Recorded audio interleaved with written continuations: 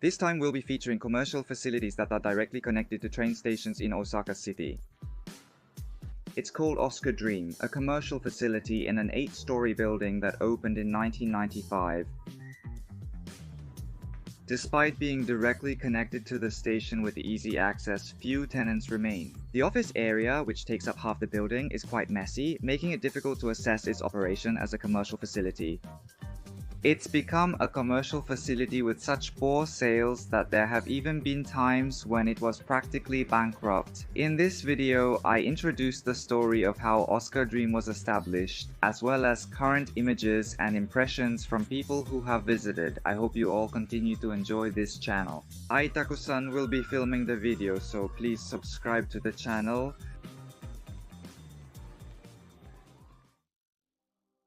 So I'm here at Uegōen Station, which is the southern starting point of the Osaka Metro Yotsubashi line. The area around Uegōen Station is mostly residential. Uegōen, a large park, is located here. The area is also known for its cooperative housing. As a bedroom community of Osaka, this area is developing and popular with families. After exiting the ticket gate, look for the Osaka Dream sign pointing straight ahead from Sumino Park's number 5 exit. Head out that exit and walk towards the sign. If you thought it was right in front of the station, I'm sorry to say that's not the case. Actually, this time I used Sumino Park Station. There is another railway called the New Tram that connects with the Yotsubashi line. On the New Tram, Sumino Park Station is directly connected to Osaka Dream. The new tram doesn't have that many double tracks. There was a time when the railway heading toward Osaka Nanko was expected to make the coastal area of Osaka a sub-center of the city. However, due to the burst of the bubble economy and the nature of the reclaimed land, the plan did not go as intended. As a result, the new tram also hasn't reached the number of users that was originally anticipated. While I was talking about such things, I arrived at Osaka Dream. The tenant in front of the entrance, even from the signboard, you can already sense a kind of dangerous atmosphere. The signboard, which appears old, belongs to a Daiso store. The building could be for pension procedures, a clinic, or shops. Before we take a look at the exterior of the facility, let me briefly explain the background. Osaka Dream was opened in 1995, 9 years after the collapse of the Babaru era, on land owned by the Osaka City Transportation Bureau. It's a commercial facility. There are various stories about the land, so I think I'll talk about them after we take a look around the facility. It's a building that's 125 feet tall, with 14 floors above ground and 10 floors used as a commercial facility. From the 1st to the 8th floor and then from the 9th to the 19th floor, it's open for business. A hotel has been occupying the building since that time. A hotel-equipped commercial facility directly linked to or at the terminal station in Osaka City. Normally, it's not crowded here, so you might not imagine it, but let's go inside and take a look. As soon as you enter, there's a tenant map right by the entrance, but it looks pretty empty. The bottom 2 rows are all empty. I could identify the first floor tenants, but couldn't determine which tenants occupied the other floors just by looking. So, from the video, it looks like it's become almost like a dead building, and it's hard to tell what kind of tenants are actually there. But the tenants that are there seem to be things like clinics, insurance agencies, and the Japan Pension Service, which are more like public or business facilities rather than typical commercial tenants.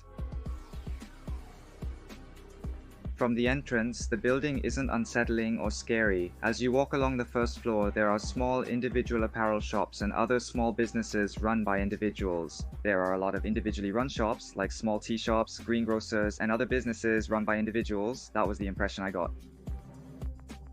You'll find it on the right side. Take the elevator to the 9th floor, then go straight ahead to reach the hotel's front. Even though it was early, the empty tenant spaces were filling up one by one. There are places where things like claw machines and capsule toy machines are set up in the game center, but they're only placed in areas facing the walkways. Behind those areas, it's dark and filled with empty tenant spaces, seemingly covered up. I apologize if I'm mistaken. I get the feeling there used to be a store here called Honey's or something, which was aimed at women. I filmed this on a weekday evening, but even on a Saturday, the number of people was about the same. Regardless of when I visited, it was always like this, hardly anyone around. If I remember correctly, there used to be a bus terminal set up on this first floor area as well. This land, formerly owned by the Osaka City Transportation Bureau, was once a bus terminal, if memory serves. The building's interior was nearly vacant, but the bus terminal was packed with people. In fact, some sections of the central part still have an open roof. Even though it's not a particularly large commercial facility, you could probably walk around the whole thing in just a couple of minutes. They've got this huge open atrium. I guess that's just how they wanted to design it. Personally, I love open spaces like this, so for me, the combination of the Japanese-style atmosphere and the illumination is just perfect. It really gives me a sense of satisfaction just looking at it. But you know, if it weren't for the open atrium, I don't think the sunlight would come in as much. But honestly, after taking a deep breath and heading up to the second floor, I was a bit disappointed to see how empty it was. Apparently this place is directly connected to New Tram's Uegōen station, but there really aren't many shops here at all. It's kind of a letdown. Walking around the second floor, I felt most shops except Osaka Dream were either closed or nearly out of business. As I mentioned earlier, Osaka Dream was built on land owned by the Osaka City Transportation Bureau, right here above the bus terminal. There used to be a bus depot here. The Osaka City Transportation Bureau overspent on subway construction, depleting their funds entirely. So in order to stabilize their finances, they tried to make effective use of the land they owned. That's why they used a system called land trust. That's how the Osaka Dream building was constructed. In this case, it's fairly straightforward. Let me explain about the land trust system. The land is entrusted to a trust bank called Mizuho Trust Bank. They build a commercial facility called Osaka Dream, and under this system, you receive a portion of the sales from the facility's operation as a distribution. The plan was made during the bubble era, when land prices were high, so there was an expectation that you wouldn't be able to make much money just from the dividends. But in reality, the dividends came in, and it wasn't as sweet as people had hoped, so it didn't become the most profitable thing. As I mentioned in a previous video, there was an amusement park integrated with a commercial facility that closed after 10 years of operation. The Festival Gate in the west, Umeda in the north, and Namba in the south were developed as the third major hub in Osaka, and the Osaka Bay Tower, which was built as a symbol of Bentensho in the west, was also developed in the same way as Osaka Dream, using a land trust method. Osaka Dream was planned during the bubble era, but it opened after the bubble had burst. By 1995, the bubble had already burst. Land prices dropped, rents fell significantly, and this led to a worsening of the business environment.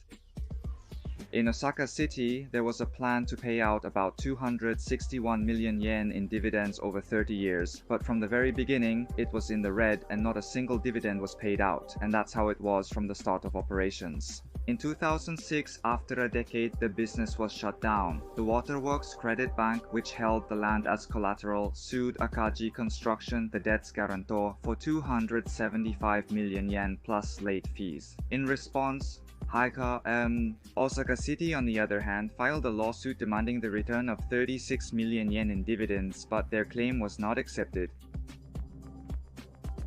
As a result, Osaka City ended up having to pay 283 million yen to Suido Shinko Bank. The Osaka Dream, a legacy of Osaka Prefecture, is currently owned by Kinki Estate Company. It is a 223 million yen facility.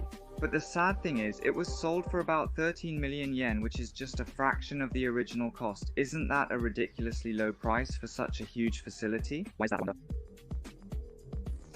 It was sold after the tenants moved out. The situation remained largely unchanged. Shops like Nishimatsuya, McDonald's, and House once occupied the second floor, but no new tenants have replaced them since their departure.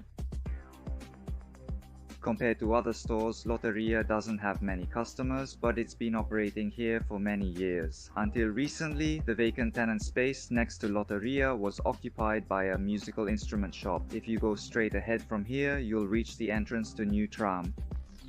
There was a colorful floor guide nearby, so I'll show it to you for reference.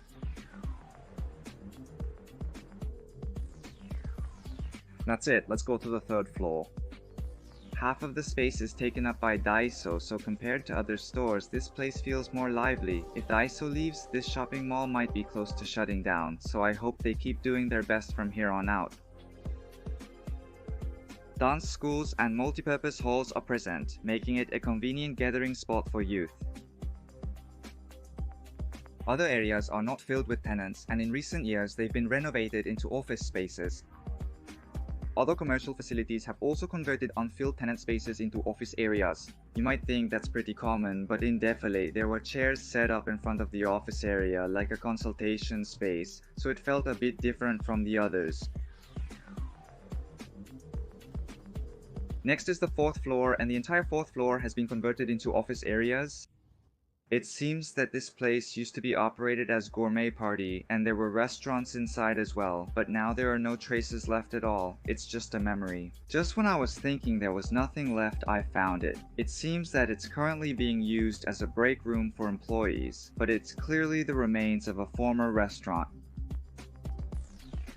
The fifth floor above that is offices and clinics. The 6th and 7th floors are occupied by sports clubs, and as for the 8th floor, I'm not sure what kind of business is in there since there's no information available, but it seems to be operated as an office area. Also, since the escalator doesn't go above the 4th floor, you can't go up with the elevator either, so it doesn't seem like a place where you can easily go upstairs from here. Just keep that in mind. As a commercial facility, only the 1st, 2nd, and part of the 3rd floor are open and in use. The 2nd floor, mostly vacant tenant space, is directly linked to the station, an important consideration. It doesn't seem like they're trying to operate as a commercial area, nor have they converted it into office space. But considering it's been like this for so many years, I wonder if the tenants will ever come back. Honestly, it's hard to say. Why is it like this? I think it's really sad that the atmosphere has become so bleak. From what I've heard, this place is connected to the station right at the end of the line, essentially part of the station itself. It's also an area where a lot of families live. This is just my personal opinion, but since the Don Quixote store is right next to Oscar Dream, a lot of people gather there, so I think places like Sumine Park aren't as bad as people say. It somehow feels peaceful. Also, this area around Sumino Park is at the southern edge of Osaka City. Maybe that's why, but I get the impression that a lot of people around here own cars, but the Oscar Dream is easily accessible by car. Located on a side street off a main road with no other options, it's not easily noticeable. I guess that's also why there aren't many people who go to Oscar Dream by car. Due to the lack of nearby supermarkets, even if one were to open, it likely wouldn't draw many customers. Thus, Oscar Dream's potential for growth seems limited and unrealistic. No matter how hard I think about it, I just can't come up with a good idea to revitalize this facility. What do you think? If you have any suggestions, please let me know in the comments. By the way, until about 2 years ago, I lived near the Jutaku Koen station, and I hadn't visited Oscar Dream in a long time. But even back then, I felt like there were fewer tenants than before. Since there are both trains and buses, if something attracts people here, I think it could bring back some liveliness. I plan to keep an eye on this facility in the future as well. That's it for this video. If you enjoyed this video, please consider subscribing to the channel or giving it a high rating. That's all for now. I'll see you in the next video.